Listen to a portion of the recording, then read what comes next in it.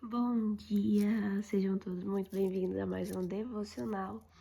Hoje, segunda-feira, devem ser 8 horas da manhã e nós estamos fazendo a leitura e o estudo bíblico do livro de Gênesis. Hoje nós vamos ler aqui a parte onde os irmãos de José descem ao Egito. Estamos lendo uma história muito conhecida e famosa, né? Que é a história de José do Egito, que ele foi vendido pelos irmãos, foi preso e no final ele se tornou governador do Egito. A gente leu aqui essa parte em que o faraó não encontra pessoa mais preparada do que ele para cuidar de tudo, porque ele conseguiu prever e saber que a terra ia sofrer 7 anos de fome. Então quem mais preparado que ele para cuidar de tudo, né? O faraó deu a ele esse poder. E aqui sai fumaça. Aqui nós vamos ler a parte em que os irmãos de José descem ao Egito. Sabedor Jacó de que havia mantimento no Egito, disse a seus filhos: Por que estáis aí a olhar uns para os outros? E ajuntou: Tenho ouvido que há cereais no Egito. Descei até lá e comprai-nos deles, para que vivamos e não morramos. Então desceram 10 dos irmãos de José para comprar cereal no Egito. A Benjamim, porém, irmão de José, não enviou Jacó na companhia dos irmãos, porque dizia: Para que não lhe suceda acaso algum desastre entre os que iam, pois para lá foram também os filhos de Israel, porque havia fome na terra de Canaã. Havia fome em toda a terra, né? Então toda a terra estava indo até o Egito comprar cereal, porque lá era o único lugar onde tinha fartura, devido à administração do José. José era governador daquela terra, era ele quem vendia a todos os povos da terra, e os irmãos de José vieram e se prostraram rosto em terra perante ele. Vendo José a seus irmãos, reconheceu-os, não se deu a conhecer e lhes falou: Licença, meu anjo. Não se deu a conhecer e lhes falou asperamente e lhes perguntou: De onde vindes? E responderam: Da terra de Canaã, para comprar mantimento. José reconheceu os irmãos, porém eles não o reconheceram. Então se lembrou José dos sonhos que tivera a respeito deles e lhes disse: Vós sois espiões e viestes para ver os pontos fracos da terra.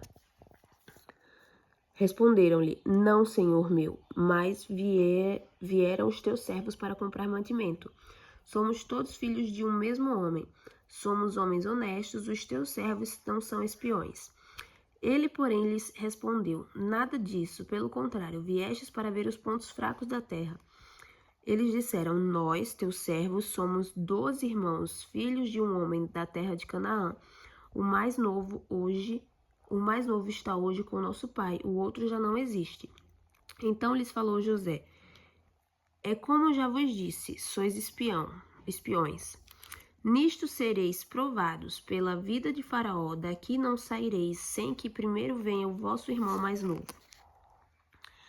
Enviarei um entre vós que traga vosso irmão, vós ficareis detidos para que sejam provados para as vossas palavras, se há verdade no que dizeis, ou se não, pela vida de Faraó sois espiões. E os meteu juntos em prisão 3 dias. Olha só, José sabia que eram os irmãos, né? Sabia que tinha mais um lá com o pai que não tinha ido, então José usou isso e falou: Não, vocês são espiões sim, para segurar eles lá, porque senão José ia vender o cereal e eles iam voltar. Perdão. Então José foi estratégico e muito inteligente, segurou eles lá para irem buscar o irmão mais novo. Perdão.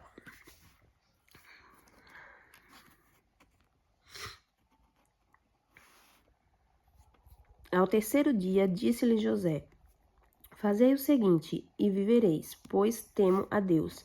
Se sois homens honestos, fique detido um de nós na casa de vossa prisão. Vós outros ide e levai cereal para suprir a fome das vossas vacas. E trazei-me vosso irmão mais novo, com o que serão verificadas as vossas palavras, e não morrereis. E eles se puseram a fazê-lo. Então disseram uns aos outros: na verdade, somos culpados no tocante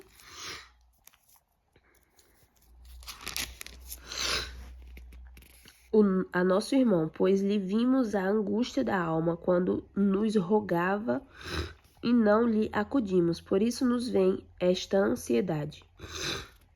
Respondeu-lhes Rúben: não vos disse eu, não toqueis contra o jovem, e não me quisestes ouvir, pois vedes aí que se requer de nós o seu sangue.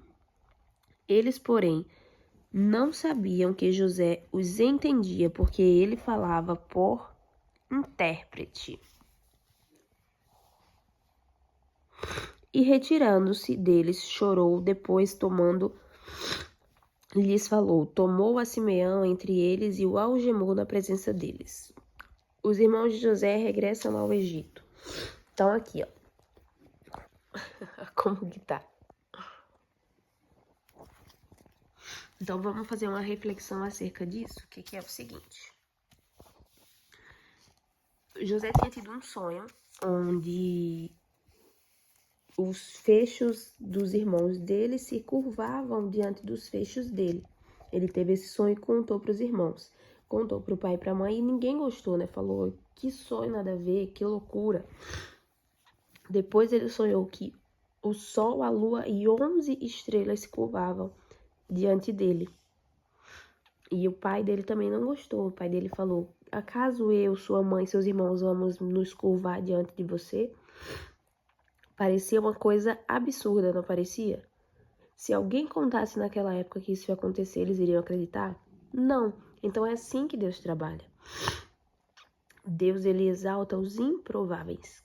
Quem que ia imaginar que José ia ser o governador do Egito, ia ser José que ia salvar eles de não morrer de fome?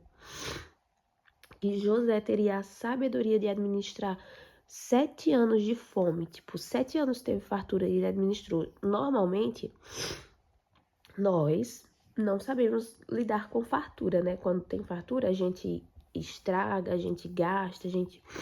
José não. José ele era muito inteligente, muito, e ele conseguiu administrar isso de forma incrível para que todo lugar da terra fosse até ele comprar comida, comprar mantimento, comprar cereais. Então, ai, perdão, meu nariz tá muito. A maior reflexão acerca da história de José é mesmo essa questão em que Deus, ele faz as coisas, a vontade de Deus é boa, perfeita e agradável, né? A gente sabe disso, mas ele faz as coisas de forma que nós só vamos entender no momento certo. Antes a gente não tem a menor ideia. A gente não acredita que Deus pode fazer grandes coisas, mas ele faz infinitamente mais. Infinitamente mais, e a gente só precisa suportar o processo. Isso parece um clichê, né? Porque todo mundo fala isso. O processo. Só que existe o processo. Não dá pra gente negar o processo, porque sem o processo a gente não vai chegar lá. Sem o processo a gente não vai ter realização de promessa. Sem o processo a gente não vai viver o propósito. E isso é uma prova, essa história de José é uma prova. Imagina se José tivesse desistido no processo. Ou então se José tivesse sido irresponsável, vamos dizer assim. Olha só. Se quando a mulher do faraó tivesse dado em cima de José, ele tivesse ficado com ela, talvez ele tivesse sido morto, decapitado pelo faraó. Então isso que iria acontecer não era vontade de Deus. Deus tinha colocado ele ali para governar o Egito, mas ele, por atitude dele, tinha mudado o destino dele. Ele tinha desviado o destino dele e ele poderia morrer decapitado ali. Se ele não tivesse a sabedoria de fazer da forma que Deus queria que ele fizesse, para fazer igual o que Deus estava esperando. Porque Deus, quando ele tem uma promessa para nossa vida, além de nos dar todas as possibilidades para isso acontecer, além de nos colocar no lugar certo, ele também nos dá sabedoria para que a gente tenha as atitudes corretas para que isso aconteça. Ele deu sabedoria para que José não cedesse à mulher do faraó. Ele deu sabedoria para que José soubesse falar, soubesse se comportar na prisão, para que o carcereiro confiasse em José, entregasse as chaves para ele. Então, além de Deus nos dar o direcionamento, o caminho, ele também nos dá sabedoria. A gente só precisa ouvir a nossa consciência, ouvir a voz de Deus. Como eu já falei, Deus fala com todo mundo de inúmeras formas, né? Ele fala da forma que o ser humano vai entender. Então a gente precisa cuidar e cuidar muito, porque coisas podem acontecer diferente do que Deus quer para nós, no lugar onde Deus nos colocou, baseado nas nossas ações, no que a gente fala. Então cuidem o que vocês falam. Até o tolo, quando fica calado, em silêncio, é tido como sábio. Então, não atrasem a promessa de vocês, não desviem-se do caminho que Deus já preparou. Tá, e como que eu vou fazer isso, Nery? Como que eu não vou me desviar? Como que eu vou... Seguindo os princípios milenares. Seguindo o que dá certo, seguindo o que Deus deixou pra gente de mandamento. Não minta, não se coloque em confusões desnecessárias, não faça fofoca, não esteja em grupinho de pessoas que não pensam no que vai fazer da vida, só reclama, só... Não façam esse tipo de coisa. Não falem mal do outro. Tanta coisa que se a gente não fizer, a gente se mantém no caminho de Deus. Então, quais são essas coisas? Né? Vamos pensar acerca disso, vamos refletir acerca disso. A gente tem um caminho, a gente tem uma promessa. Deus está nos guiando, nos direcionando.